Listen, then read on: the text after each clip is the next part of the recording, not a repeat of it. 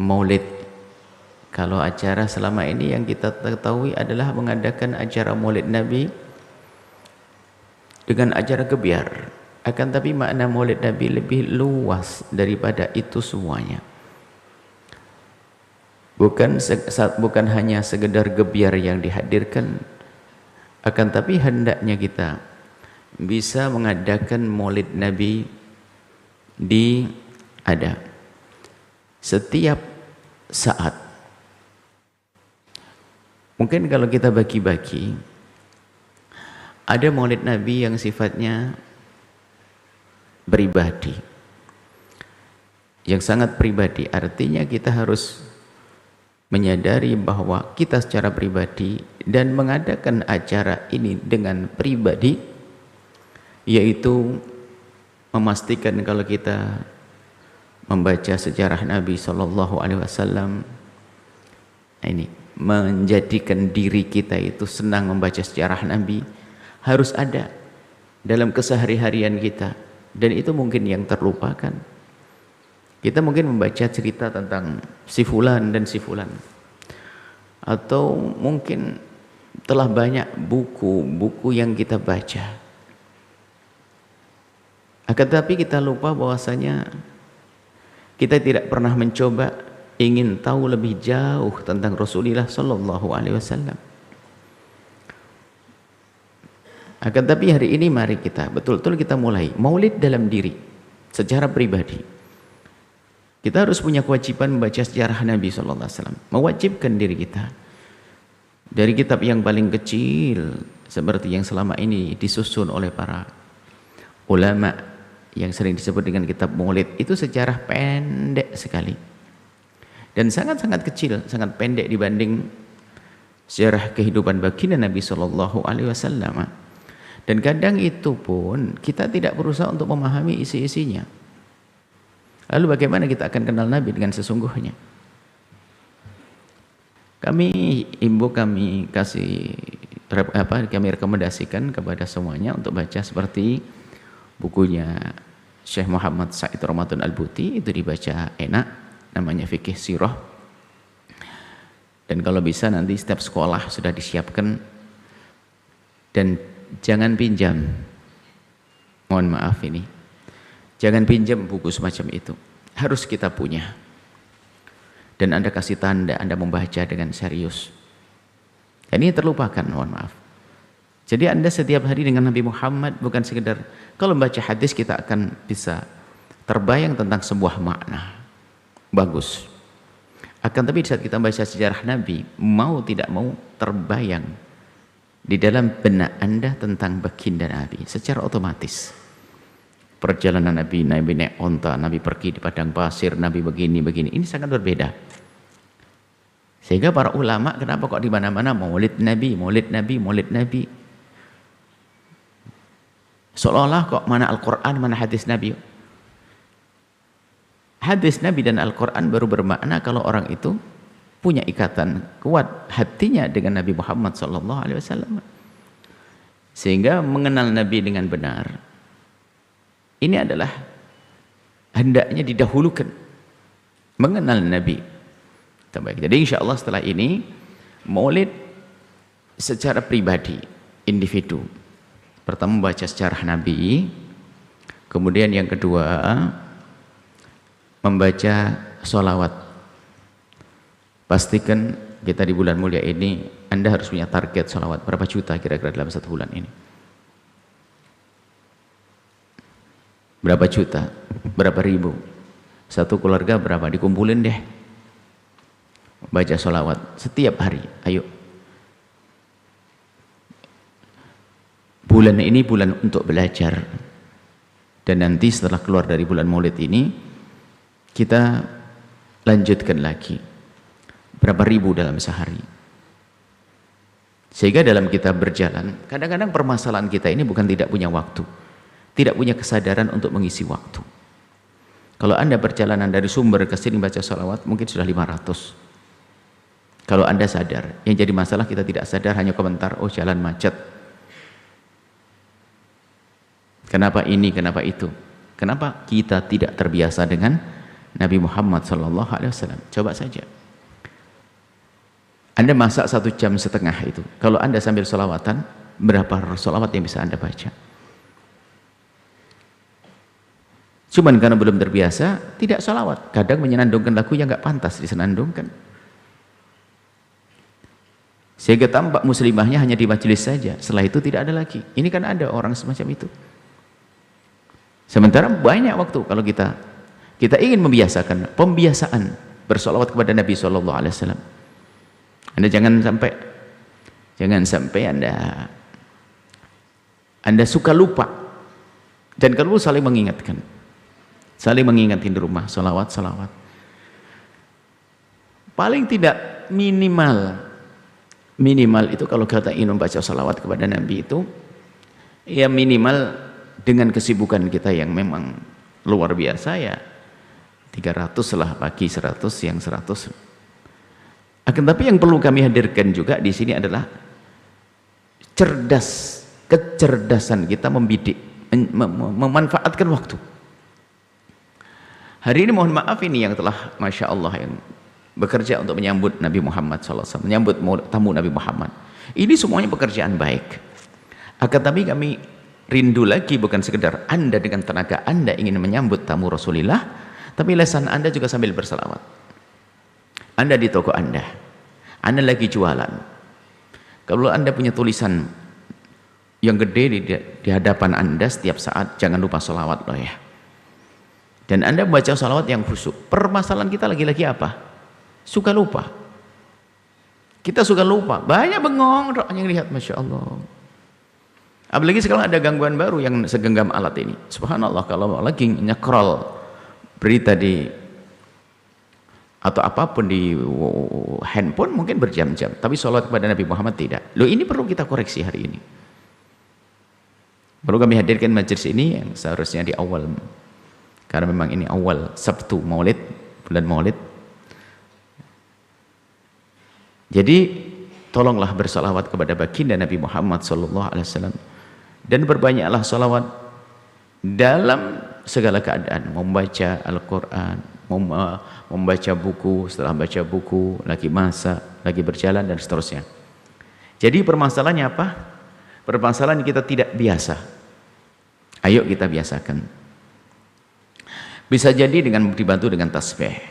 Makanya katakan sebagai nikmat mudzakir, sebaik-baik yang mengingatkan itu tasbih.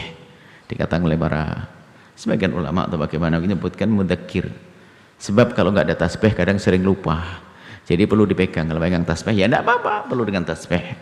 Biar bukan ada tampak riaknya sedikitnya. Dihapus nanti riaknya, jangan riak lah riakan. Nah, kalau nggak tasbihan biar riak, ahli tasbih. Padahal nggak pernah dipakai, hanya dipasang tok di jemari, ya jangan dong. Dipakai kemudian dihapus riaknya. Supaya karena Allah Subhanahu Wa Taala di dalam kita membaca sholawat, dan itu melembutkan hati. Sholawat itu, jadi tolong perbanyak sholawat. Kalau bicara faedahnya sholawat itu banyak sekali. Kesedihan kita, kesedihan sempit rezeki atau disebutkan dalam Al-Quran, innallaha wa malaikatahu yusalluna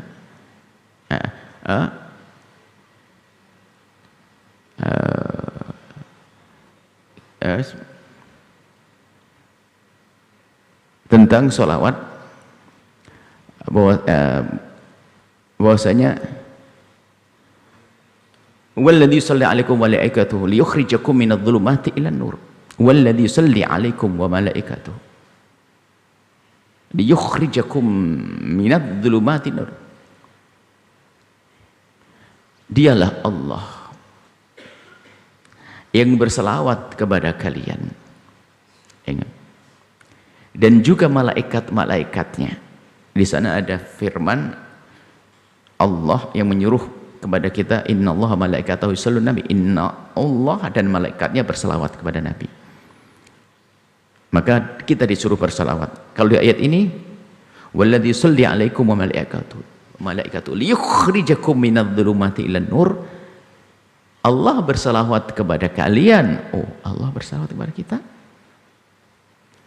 untuk mengeluarkan kalian dari segala kegelapan Minadh-dhulumati ilan nur. Dari segala kegelapan menuju cahaya. Bagaimana Allah berselawat kepada kita? Kok Allah berselawat kepada kita? Yang dimaksud Allah berselawat kepada kita di sini apa? Ya Allah memberikan rahmat, Allah seperti yang Allah firmankan. Allah berselawat kepada kita, iya. Lalu bagaimana maknanya? Nabi telah menjelaskan. Man shalla alayya marratan sallallahu alaihi biha asyra. Barang siapa bersalawat kepada Nabi sekali, Allah balas 10. Nah, Allah membalas salawat 10. Jadi kita sekali dari kita, kalau dibalas sekali dari Allah saja sudah agung, karena dari zat yang maha agung. Ternyata bukan hanya sekali, Allah balas 10 kali. Jadi jelas ya, pastikan Allah balas 10 kali. Nah, balasan dari Allah itu bagaimana? Ya Allah beri rahmat, kasih sayang, pertolongan, perlindungan, segala macam. Maka sholawat itu segala-galanya.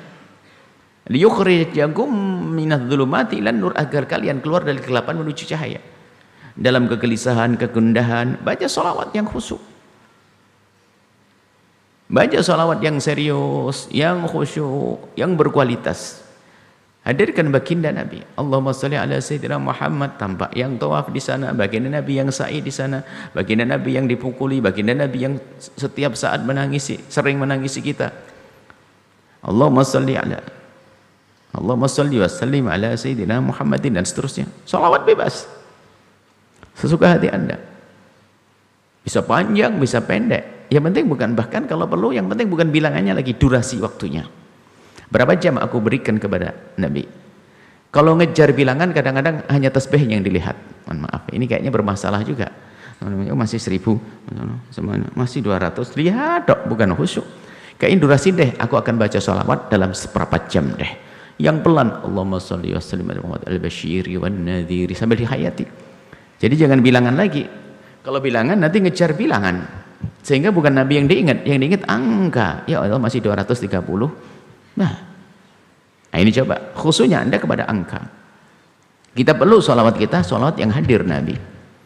Jadi begini pakai durasi antara maghrib dengan isya. Atau Anda target sampai sini, sampai kantor aku akan sholawat. Bismillah, dipastikan.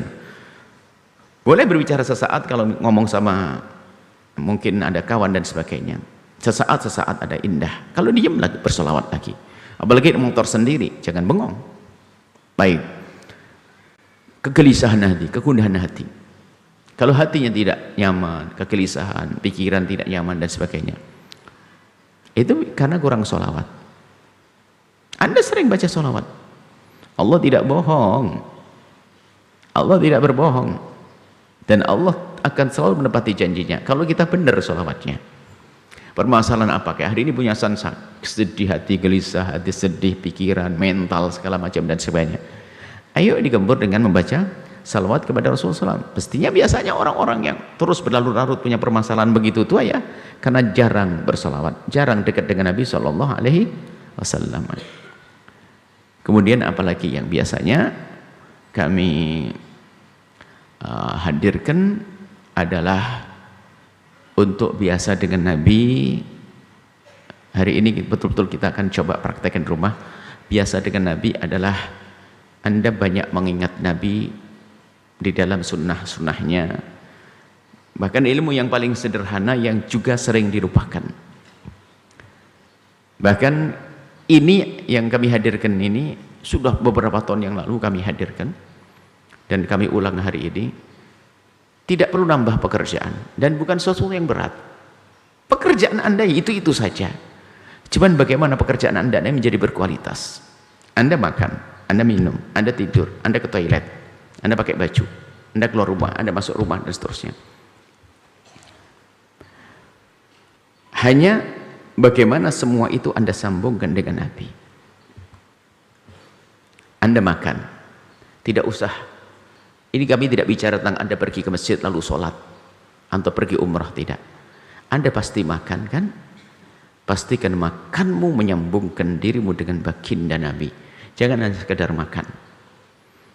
Lalu bagaimana? Pastikan dengan tangan kananmu. Ya mungkin waktu itu sakit, saya melihat suatu ketika ya, Orang lagi bicara tentang sunnah Nabi, tak taunya apa? Penting yang ikuti sunnah Nabi, tak taunya minumnya pakai tangan kirinya. Pas banget itu. Nah, ini. Bicara sunnah Nabi, tentang sunnah Nabi, kok teman sunnah Nabi, glek begini.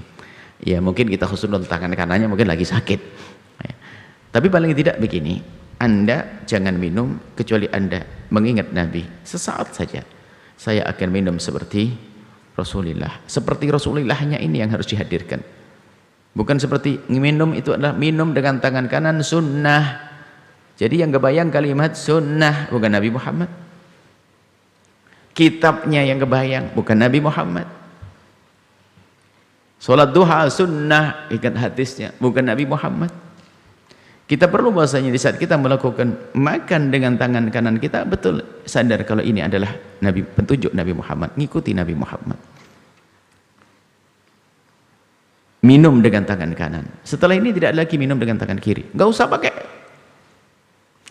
usah pakai perintah lagi sudah. Kecuali memang kita punya masalah dengan tangan kanan kita, ya tentu dengan tangan kiri. Pastikan kita upayakan. Apalagi mau ke toilet. Yang menjadi masalah, mohon maaf, kita tuh sering lupa. Sambungnya dengan Nabi itu enggak tahu, setengah aja enggak kayaknya. Setengah kan ada gitu. Itu pun juga enggak. Kita sering lupa. Sehingga kami sering. Kalau kita ke toilet kan mendahulukan kaki kiri. Mungkin kalau ditanya tadi waktu Anda ke toilet kaki kanan dulu atau kiri? Kaki kanan dulu, kaki kiri atau enggak ingat? Enggak ingat. Nah, jangan bohong Anda, ayo. Ingat atau kaki kiri kan gitu. Enak kan sudah tahu ilmunya, tapi tadi pagi ingat atau enggak ingat gitu loh. Ini permasalahan perlu kejujuran. Anda bisa ngomong kiri gampang saja. Tapi yang jadi masalah kita suka tidak ingat, sudah duduk di kloset rupanya. Karena Nabi tidak pernah hadir bersama kita. Kalau ngomong kiri memang tahu ke sunnah begitu. Bukan sunnah, itu kan sunnah lafaz. Hakikatnya Anda ingat atau tidak? Kalau Anda tidak ingat, jujur lebih bagus. Daripada Anda berbohong lagi. Itu permasalahan kita. Kita tidak ingat. Buru-buru. Bahkan kami selalu ingatkan, cobalah kalau seandainya terlanjur engkau masuk dengan kaki kananmu, tarik kembali. Dahulukan kaki kiri untuk ngejek setan. Aku ingin ikut Nabi, bukan ikut kau iblis. Sebab sehari berapa banyak sunnah yang Anda lakukan lalu hadir Nabi bersama Anda. Makan, minum, ke toilet. Apalagi nanti masih banyak. Ke masjid, kaki kanan, kaki kiri. Masuk kanan dulu, keluar kiri. Dan seterusnya. Mungkin 3 hal itu dulu. Membaca sejarah Nabi SAW. Kemudian jangan lupa kita berselawat. Kemudian yang ketiga adalah membiasakan kita dengan sunnah-sunnah Nabi. Setelah Anda menyaksikan video ini, jangan lupa berselawat kepada baginda Nabi Muhammad sallallahu alaihi wa alihi wa sahbihi wasallam.